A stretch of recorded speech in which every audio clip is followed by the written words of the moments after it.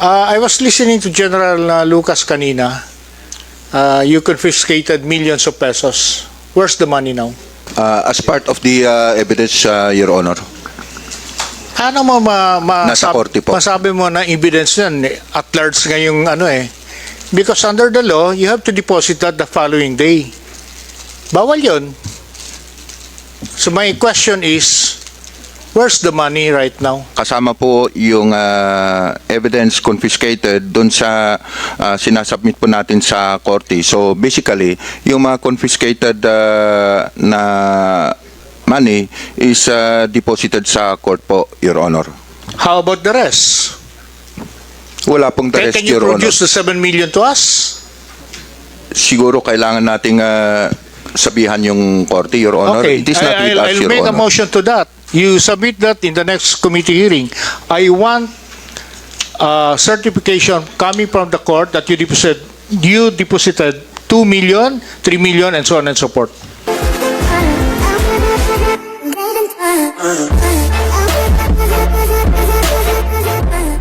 NBI, can you kindly tell us, anong... Before Yeah, please. I was listening to General Lucas kanina.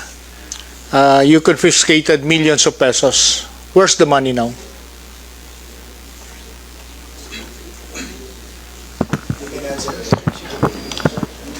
Nasaan yan? As part of the evidence, Your Honor. Ano mo Nasa korte po. masabi mo na evidence yan at large ngayong ano eh.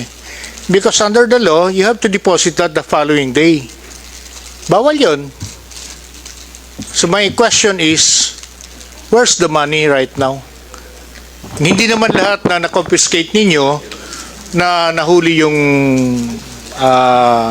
perpetrators or those engaged in illegal.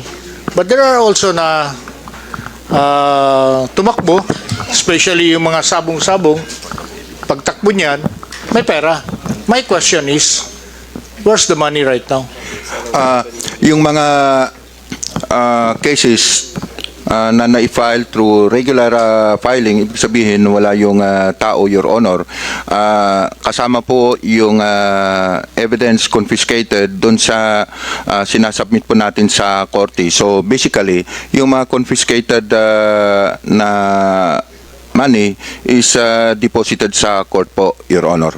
How about the rest? Wala pong the rest, Can you Your Honor. produce the 7 million to us? Siguro kailangan nating sabihan yung korte, Your Honor. Okay, It is not with us, I'll Your make a Honor. motion to that. You submit that in the next committee hearing. I want certification coming from the court that you deposited 2 million, 3 million, and so on and so forth. Can you produce that? Or We will try, Your Honor, to coordinate with the court, Your Honor. yeah, because this is people's money eh. Baka, I'm sorry, I have a dirty mind. Baka, wala na yun. 2023 to 24 or 2020 pa. That's amounting to 7 million. So that's why I'm asking, where's the confiscated money right now? We'll try to coordinate with the courts, Your Honor, kung Okay. saan po naka-file yung mga cases. Pero sa palagay mo, General, lahat ba may mga apprehension ba? For example, sa illegal sabong, di ba pagdating ng pulis, takbuhan yan lahat? Opo, sir, pero may mga nahuhuli rin po, sir. No. Ito lang ano, di ba pagdating ng pulis, takbo yan? May mga bet dyan sa loob. Yes, Your Honor. Saan dinilagay yung pera? Sa Sir, inyo? Yung perang bet money, Your Honor. Yes, na-confiscate kasi takbuhan na yon. Sir, Why kasama should po, I bother 1,000, Kung, 2,000 pesos? kung nakatakbo po yung tao, kasama na po yung perang naitakbo niya, pero yung mga nahuhuli po natin No. is...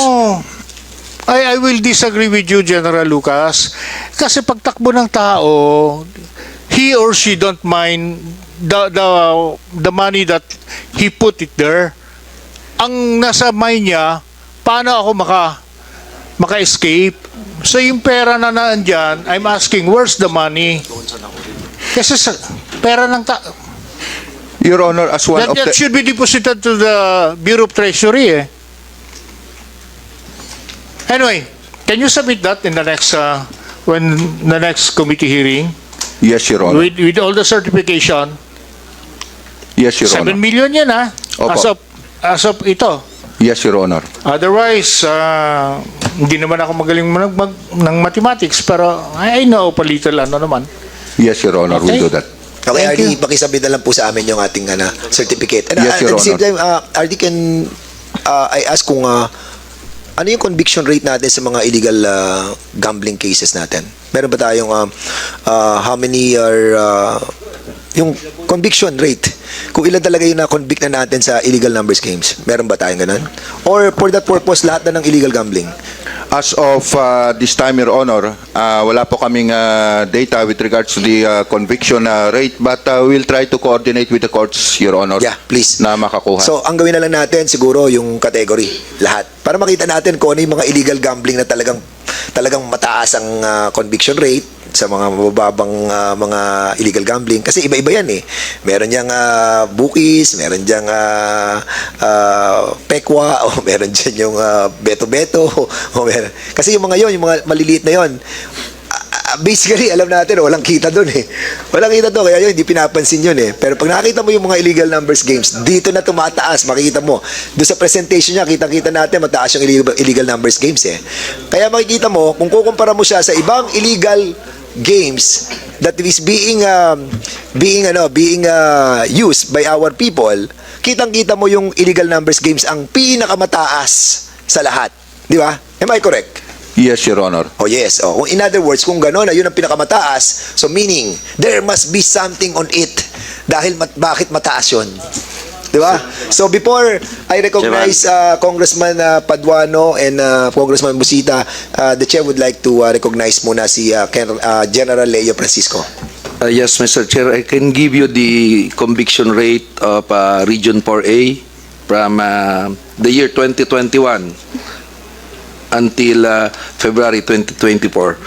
So out of 11,472 cases or operations, 34% of it was filed in court. How many? 34% or Out of about the- 3,861. So out of the 11,400 cases of illegal gambling, sa lahat na yan, total. It's 4A only. For, yes, oh. yes. 11,400 cases of illegal gambling, 3,861 were filed in court. 3,861 filed. Conviction. About 21% or 814 were convicted. 814 is convicted. And what is the classification of the 814 conviction? Sir, we will provide Yan. this So we need to committee. find out kung ano yung Thank you. matataas na conviction. Congressman Busita, then Congressman Paduano. Sorry, hindi kasi una nagtaas eh. Thank you, Mr. Chair. Mr. Chair, marami po kasing tumatawag sa akin, nahuhuli sa tupada, sa illegal na sabong. And hindi po ako nakikialam dyan kasi illegal talaga eh. Ang tanong ko lang po, Mr. Chair, most of the time na may tumatawag sa akin, may mga nakukumpiska na fighting cock, mga sasabunging manok. Pwede po bang malaman, Mr. Chair, from the Regional Director, ano po ba ang disposition dito sa mga manok na ito? Your Honor, may I ask one of the Provincial Director of PRO Calabarzon to please answer the question? Andito po lahat yung Provincial Directors ng Calabarzon, yung 5 Provincial Director. So lahat ng PD natin sa Calabarzon are here? Yes, Your Honor. Okay, very good. So I was asking the NBI. NBI, anong role nyo sa ganitong... Tapos na ba? Hindi pa ba tapos? Yes, I'm Mr. sorry. Chair. Kasi, sige, si Busita then sa Paduana. Yes, thank you, Mr. Chair. Sino po ang PD ng Cavite? Please identify yourself and your position sa Cavite. Police Colonel Eleuterio Ricardo Jr., sir, PD Cavite, sir. Mr. Chair, from PD of Cavite, ilang months na po kayo sa Cavite? 6 months na, sir, Your Honor. Yes, thank you. Mr. Chair, yung po bang PD ng Cavite doon sa jurisdiction niya, may mga insidente na po ba na nahuli kayo sa illegal na tupada, sabong? Yes, Your Honor. Okay. Ano po ba ang disposition natin sa mga nakukumpiska o nare-recover natin sa sabungan ng mga fighting cock? Sir, yung buhay, sir, under custody for evidence, sir.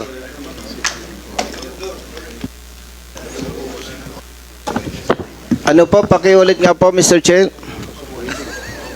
Sir, yung buhay na nahuhuli, sir, na manok, under custody, nung nakahuli, sir, tapos kapag ni-require na i-present sa court, sir, as evidence, pinipresent, sir. Under custody ng apprehending personnel, Yes, sir. Mr. Chair. How about Laguna, Mr. Chair?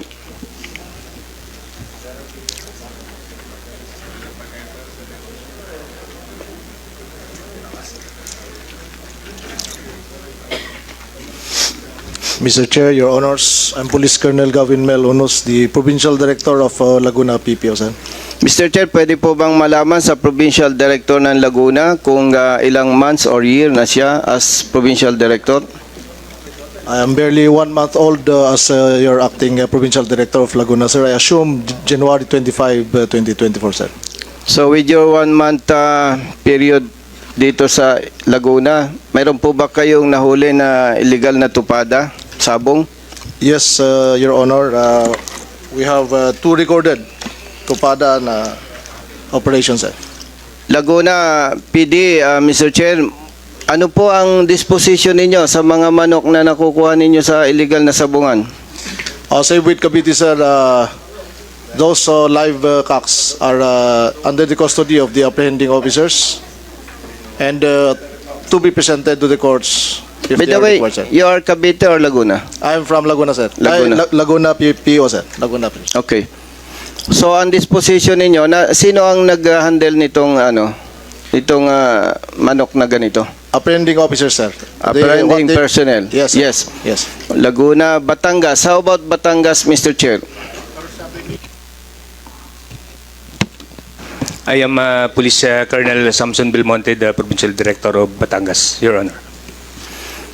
Gano'n na po kayo katagal, Mr. Chair, as Provincial Director of Batangas? 8 months, sir. Kayo po ba ay may nahuli ng illegal na tupada sa Batangas? As I can recall, sir, wala, sir. Negative? Yes, For sir. 8 months period? Yes, sir. Ilang? 8 months? Tama po ba? Yes, sir, yes, sir. 8 months. So 8 months walang sabong na illegal sa Batangas, Mr. Chair? May sabong, sir, pero nasa legal siya, sir. Legal siya. Pakilakas po, Mr. Chair. May sabong po, sir, sa Batangas, pero legal, sir. Legal. Yes, sir. How about Rizal, Mr. Chair? Good morning, sir. I'm Police Colonel Felipe Maragon, the designated Provincial Director last year of October last year. I'm 4 months as a Provincial Director. Ilang months na po, Mr. Chair? 4 months, sir. 4 months. From PD of Rizal, meron na ba kayong accomplishment sa anti-gambling as far as illegal sabong is concerned? Illegal cockfighting, Your Honor. We have 8 recorded from January 1st to February 29. So may nakuha din kayong mga sasabunging manok? Yes, Your Honor. It is being inventoried and it's under the jurisdiction of the arresting officers. So ganun din, Mr. Chair, sa Rizal, ang nag-handle nito. Yes, sir. Yung- It is being inventoried and it will be presented during inquest proceedings, Your Honor. Okay, thank you.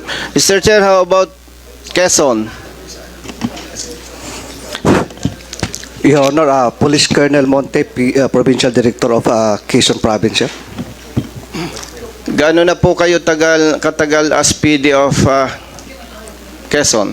Your PPO? Honor, 18 months. 18 months.